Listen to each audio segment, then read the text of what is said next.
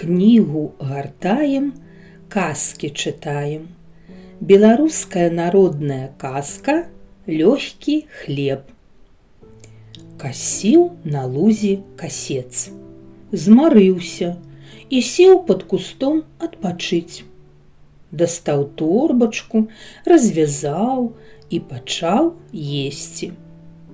Выходзіць з лесу галодны воўк. Бачыць, касец пад кустом сядзіць і нешта есць. Падышоў да яго воўк. «Ты што ясі, чалавеча?» «Хлеб», адказвае касец. «А смачны ён?» «Дзіва, што смачны. Дай мне пакаштаваць». «Калі ласка». Адламаў касец кавалак хлеба і даў ваўку. Спадабаўся ваўку хлеб. Ён і кажа: «Хацеў бы я кожны дзень есці, але дзе мне яго даставаць? Парай, чалавеча». «Добра», кажа касец, «навучу цябе, дзе і як хлеб даставаць». І пачаў ён вучыць ваўка. Перш-наперш трэба зямлю ўзараць. «Тады і хлеб будзе».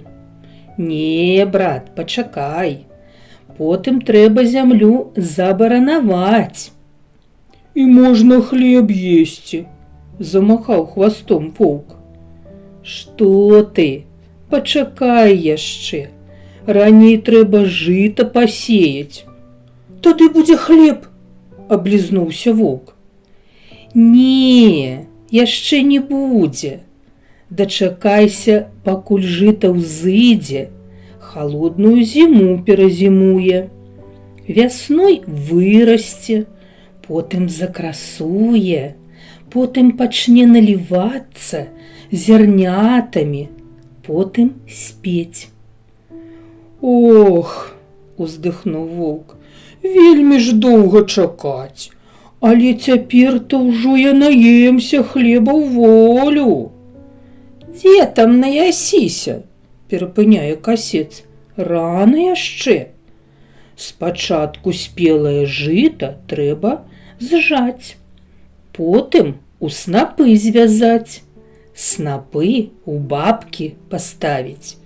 Вецер іх правее, сонейка прасушыць, тады вязі іх на ток». «І есці хлеб буду?» «Ох, які нецярплівы. Спачатку трэба снапы абмалаціць, зярняты ў мяшкі сабраць, мяшкі ў млын завесці, ды мукі намалоць». «І ўсё?» «Не, не ўсё.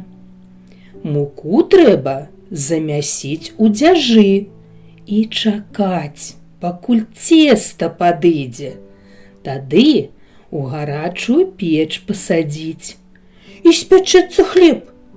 «Але спячэцца хлеб. Вось тады і наясіся яго», скончыў касец навуку. Задумаўся воўк, потым пачухаў лапай патыліцу і кажа: «Не, гэтая работа занадта марудная і цяжкая. Лепш парай мне, чалавеча, як лягчэй яду здабываць». «Ну што ж», кажа касец, «калі не хочаш цяжкі хлеб есці, параю табе лёгкі. Ідзі на выган, там конь пасецца». Пайшоў воўк на выган. Убачыў каня. «Конь, конь, я цябе з'ем». «Што ж», кажа конь, «еш. Толькі спачатку здымі з маіх ног падковы, каб не ламаць табе зубы аб іх». «І то праўда», згадзіўся воўк. Нагнуўся ён падковы здымаць, а конь як стукне яму капытом у зубы. Перакуліўся воўк, ды ходу. Прыбег да рэчкі. Бачыць, на беразе гусі пасуцца. «Ці не з'есці мне іх?» думае. Потым і кажа: «Гусі, гусі, я вас з'ем!» «Што ж, — адказваюць гусі, — еш. Але спачатку зрабі нам адну паслугу перад смерцю». «Якую?» — пытаецца воўк. «Паспявай нам, а мы паслухаем». «Гэта можна, спяваць я мастак». Сеў воўк на купіну, задраў галаву і давай выць. А гусі крыллямі мах, мах, узняліся і паляцелі. Злез воўк з купіны, правёў гусей вачыма і пайшоў далей ні з чым.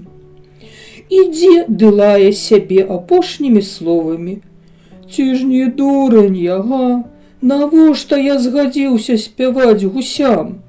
Ну, цяпер каго не сустрэну, з'ем».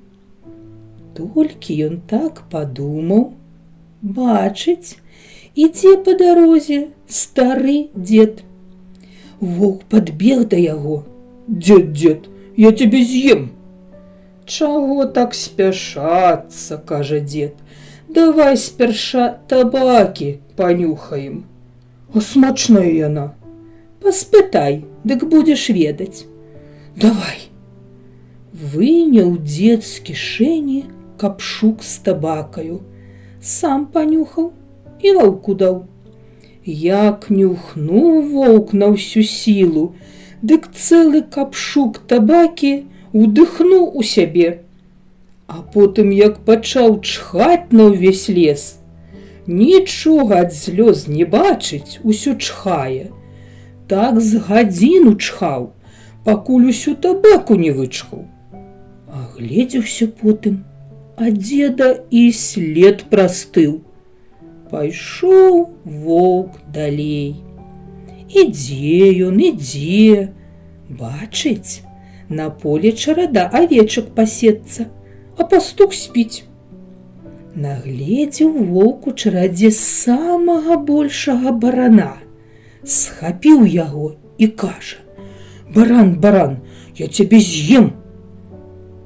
«Што ж, — кажа баран, — такая моя доля.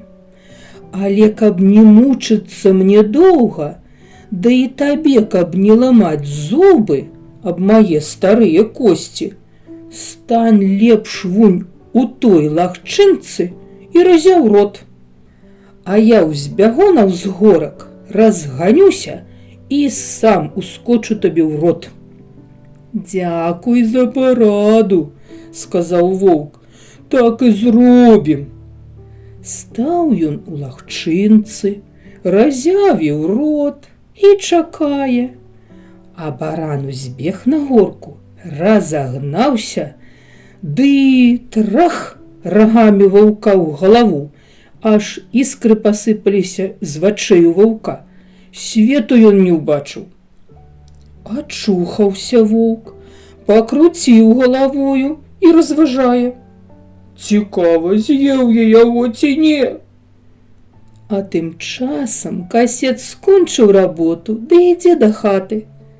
Пачуў ён воўкавы словы і кажа: «З'есці-то не з'еў, але паспытаў лёгкага хлеба».